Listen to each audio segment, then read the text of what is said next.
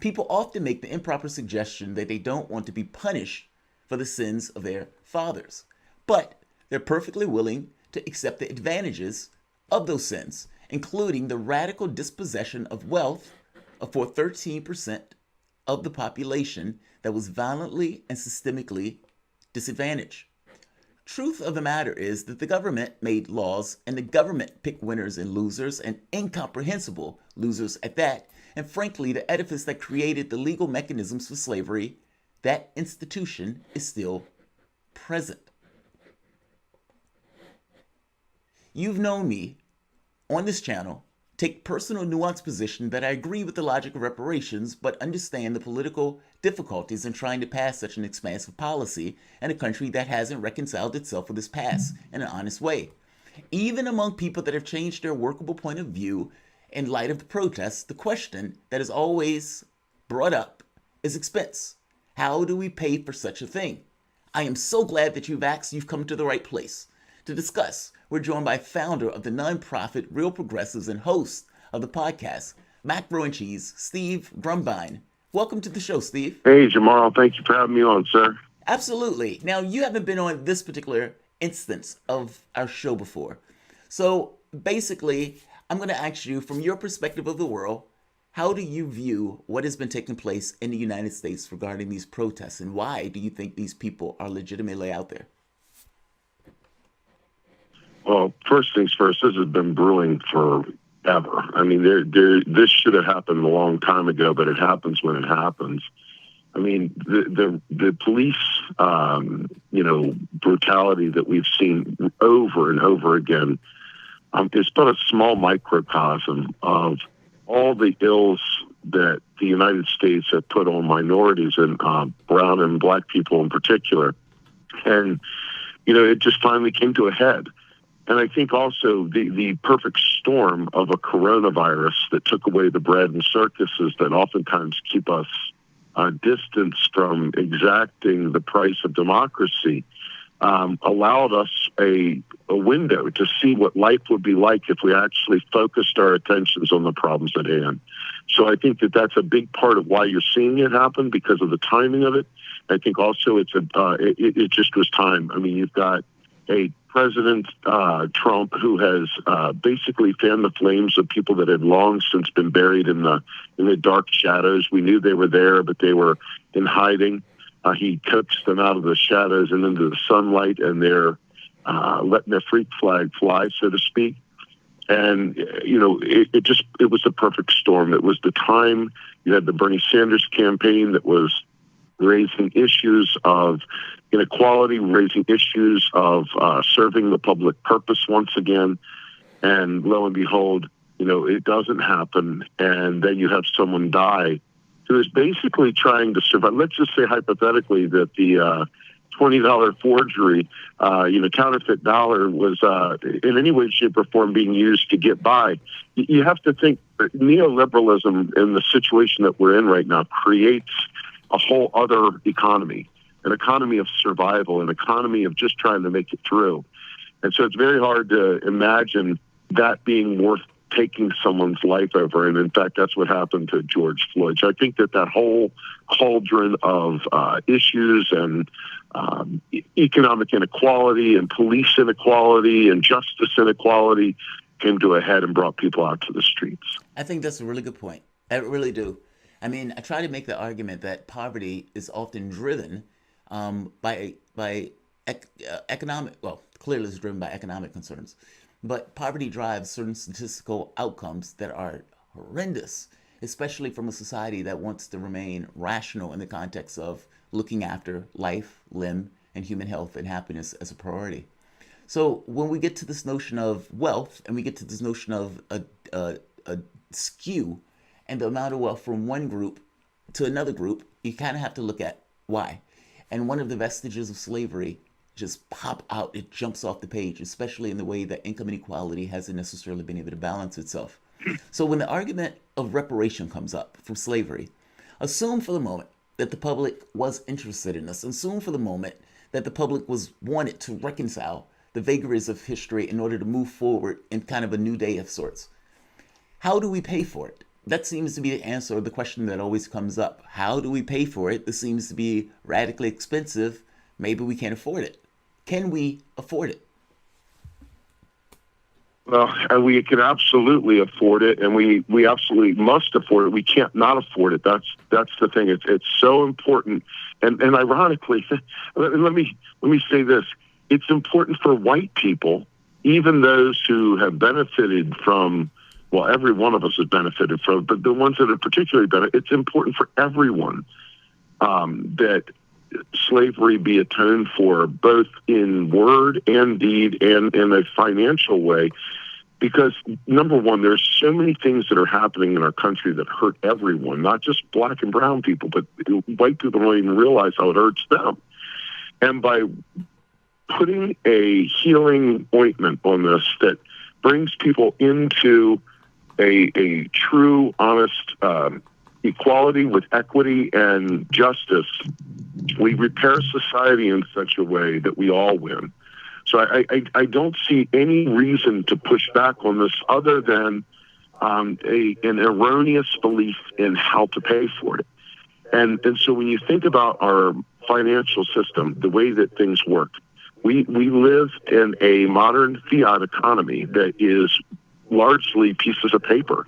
And we've talked about this on other shows before, but this is a very important thing because right now, as we speak, so you know how far away we are on this, Bernie Sanders is advancing a 10% reduction in military spending. And because of the coronavirus, because after all, we're how are we going to pay for it, right? And he had the luxury of having many, many years of Stephanie Kelton at his side. And that's Stephanie Kelton being a leading voice in the economic school of thought called modern monetary theory, and her new book, The Deficit Myth, would have put all this to bed had Bernie read this, but he hasn't, obviously. And I know it's very, very popular to talk about cutting the military, but at a time such as now where you've got a major depression rearing down, people that are the black and brown people that we're talking about giving reparations to are going to be triply hit hard once the August payments stop, and people that were already living on the margin are about to be put out of their homes and lose jobs and stuff like that. It's a time like no other where the question of how you're going to pay for it is a matter of life and death. So reparations riding on the heels of that understanding, it's important to understand that reparations is far more than a cash payment. I spoke with a friend of mine, the funky academic. His name is Irami Osi Frimpong, and Irami put it out there like this. The money that we would be paying for reparations is earnest money. The real money, the real payback is the systems that have maintained the white supremacy in this nation, that have maintained the inequality at every level, from policing, as we've seen with George Floyd, and to all the other things, from education, the schools where they're poor districts, they're not funded properly, the kids are already starting off incorrectly. So reparations is such a massive undertaking, but it's a necessary one, and it's one that progressives should all be able to get behind. And I think, quite frankly, all humanity should be able to get behind when they do a decent, even just cursory examination of the facts. Yeah, but how do we afford it? I guess that's what I'm getting at. Like, if somebody says a price tag, we can afford it. Yeah, don't even let that bother you. Bottom line, all money in the United States and all fiat economies like ours, they create money with keystrokes. It's literally that simple. I mean, it's almost like it should be the only thing we don't really have to talk about, but we do. And that's the thing. When money is in the economy, people survive, people thrive, especially if it's distributed throughout the economy, not just pulled at the top. And so reparations is a simple matter of deciding what that amount of money is, whatever it is. And I'm not here to state what that should be. I mean, I think it's up to the victims of the atrocities to name their price. But whatever that is, we can afford it. There's no financial constraints whatsoever that would prevent us from being able to do this. The only concern would ever be is, do we have the real resources in this nation to provide for an economy that suddenly infuses that much money into it by giving those folks that money. Because the idea of white people paying taxes to fund reparations is a false narrative.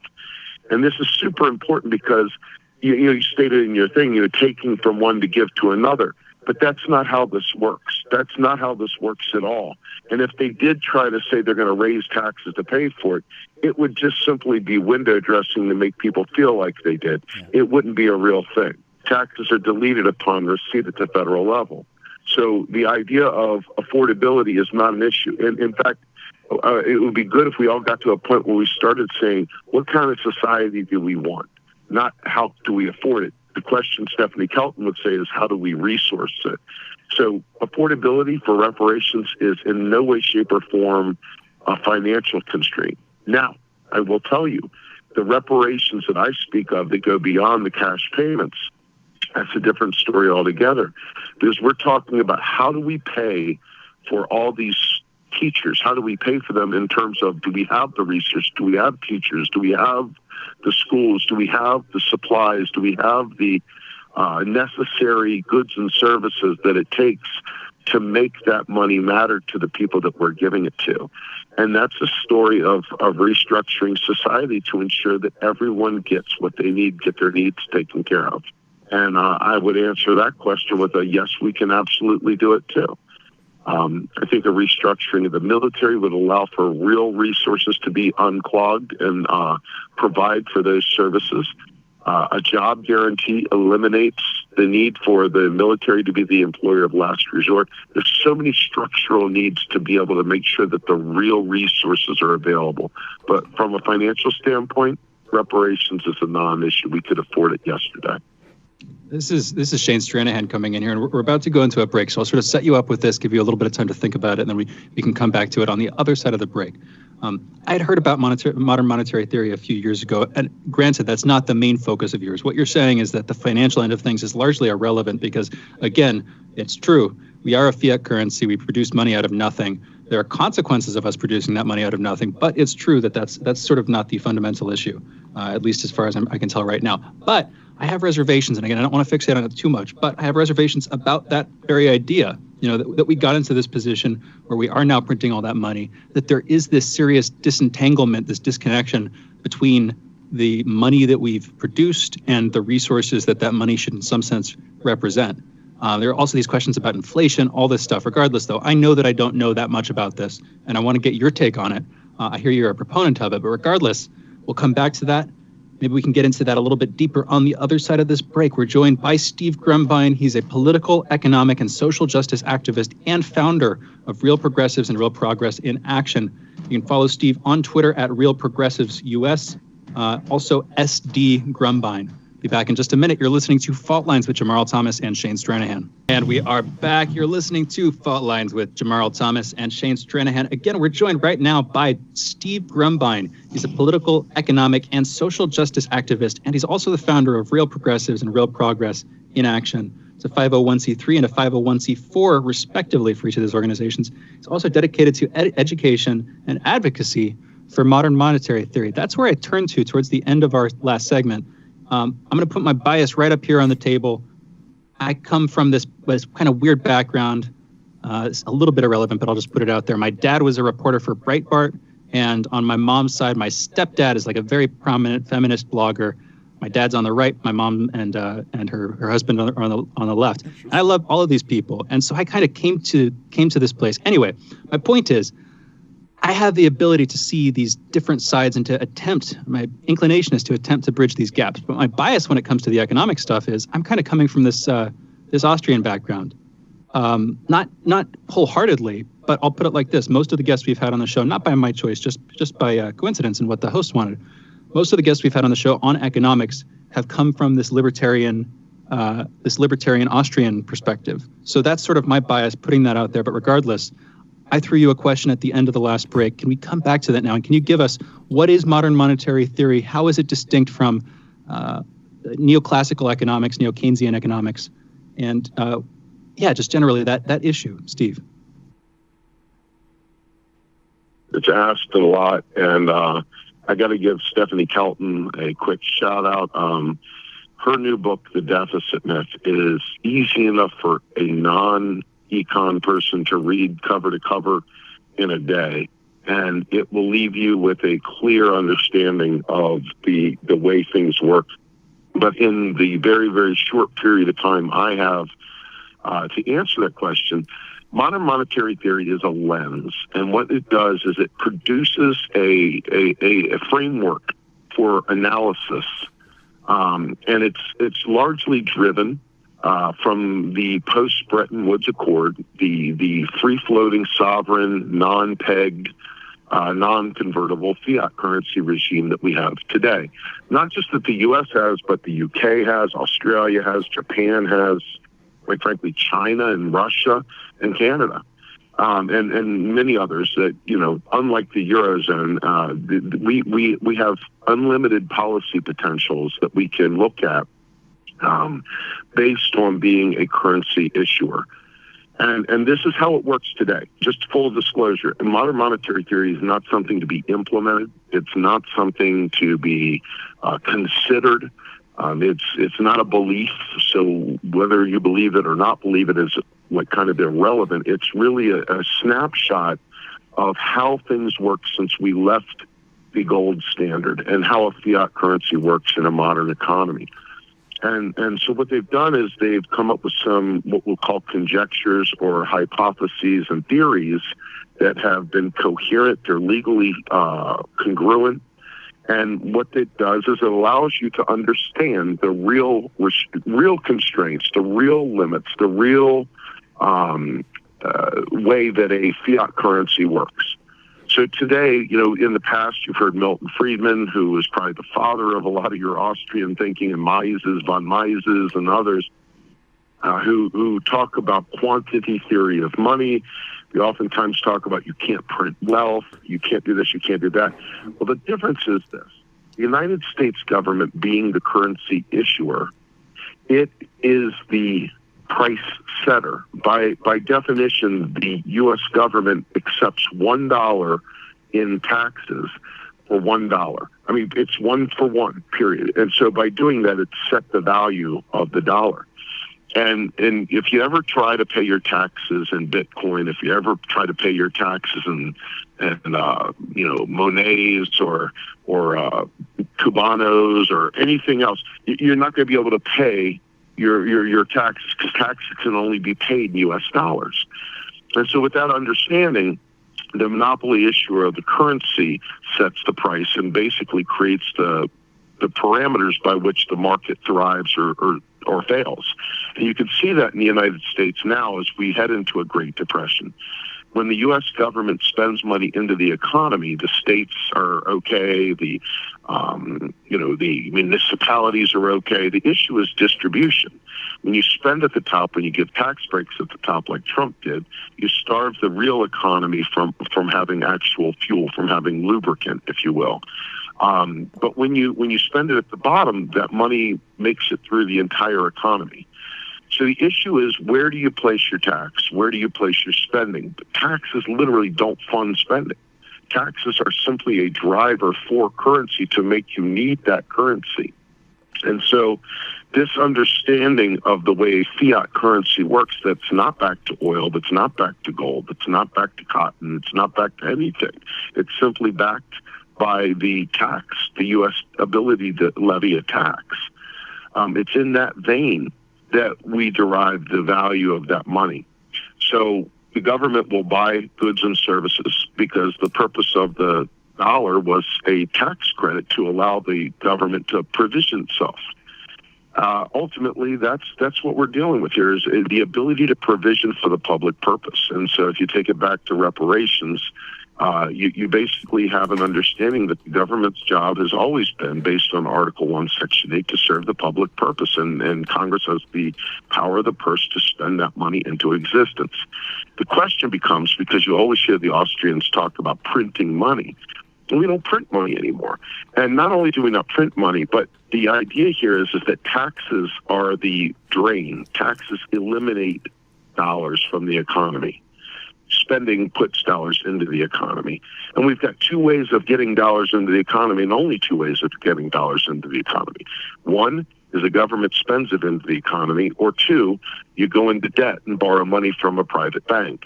At that point in time, you get IOUs split into our economy versus net financial assets, which the government spends into the economy.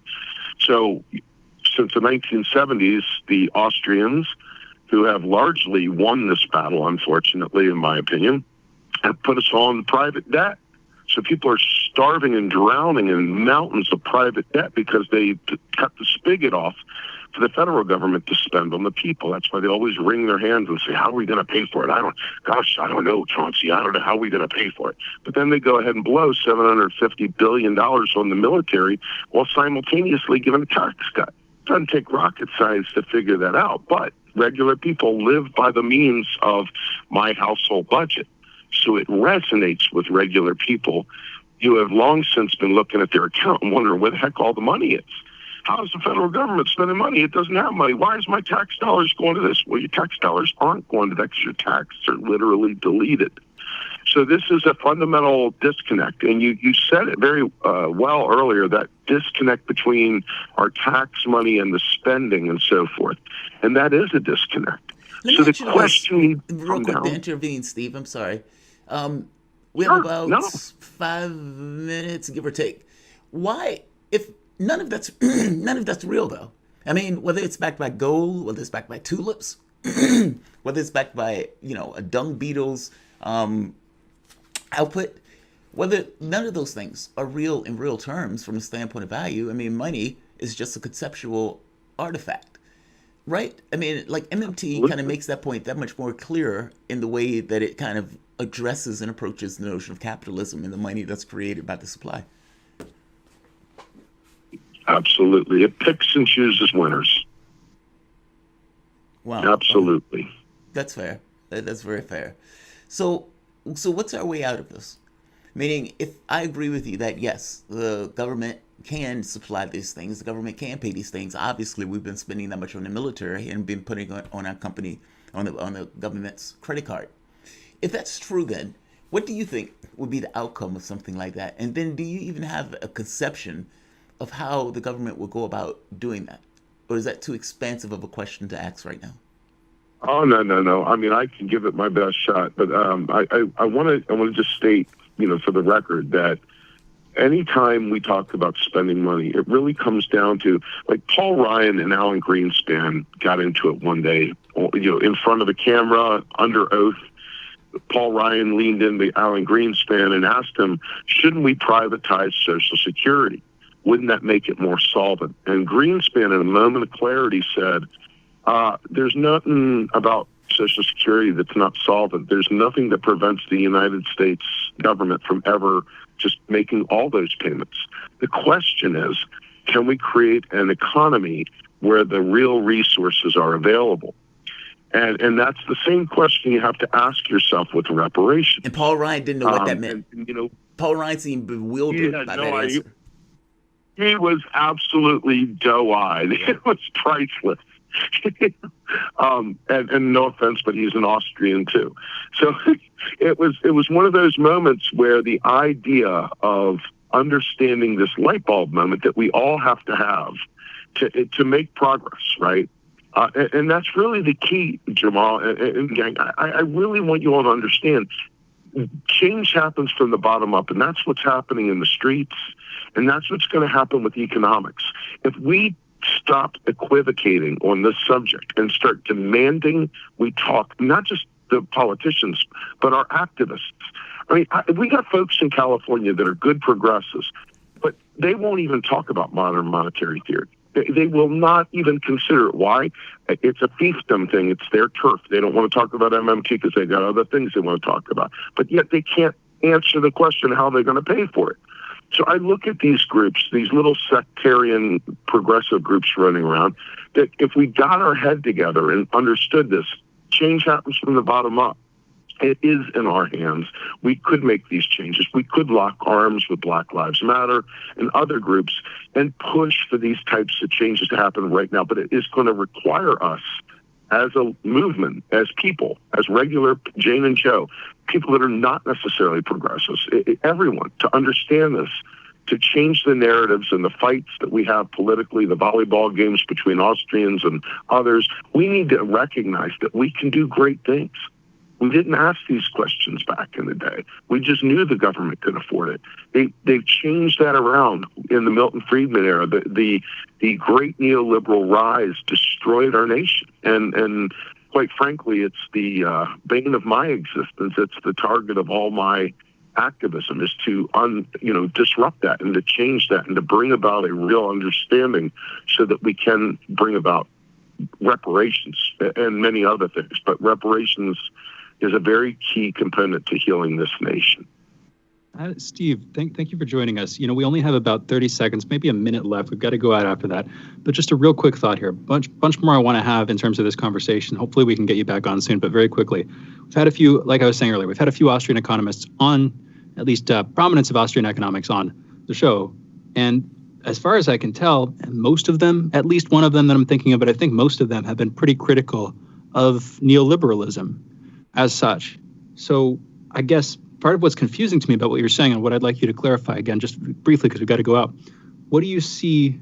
Why do you think that is? Why do you think that there are Austrian economists? Because you were just sort of identifying them. You were saying that Austrian economics led to neoliberalism. But again, I hear a lot of Austrian economists, a lot of adherents of that, pushing back against neoliberalism. Can you help me make sense of this briefly before we go out? Yeah, it's the concept of privatization. It's the concept of personal private property. And personal private property rights are what's driving the police behavior. It's what's driving the need for banks to give us money versus the government spending that money. The lack of understanding of where money comes from and how it comes to be and what its purpose is drives so much of these conversations and creates the false scarcity narrative that you see so often in neoclassical and Austrian economics. The free market is another key aspect of this. The idea of laissez-faire and government get out of here. Well, the problem is that government is the one that spends the money into the economy. So if government stops spending the money in the economy, as many Austrians say, then the only thing you're left with is bank money. So it's not just that they don't understand, it's that they really don't understand, and that it ends up creating situations that harm a lot of people. So that's where I'm coming from. Thank you. Thank you for that, Steve. Again, that was great. Very concise. Good explanation. We've got to close it there. Really appreciate you joining us. For everybody who's been listening, you've been listening to not just Jamarl Thomas and Shane Stranahan. Those are the two of us hosts. You've also been listening to the voice of Steve Grumbine, who is a political, economic, and social justice activist. He's also the founder of Real Progressives and Real Progressives in Action, 501c3 and a 501c4, respectively. He's dedicated, as you just heard, to the education and advocacy for modern monetary theory. You can follow Steve on Twitter at SDGrumbine, Grumbine. Another great show coming up tomorrow. You've been listening to Jamarl Thomas and Shane Stranahan on Fault Lines with Thomas and Stranahan. See you tomorrow.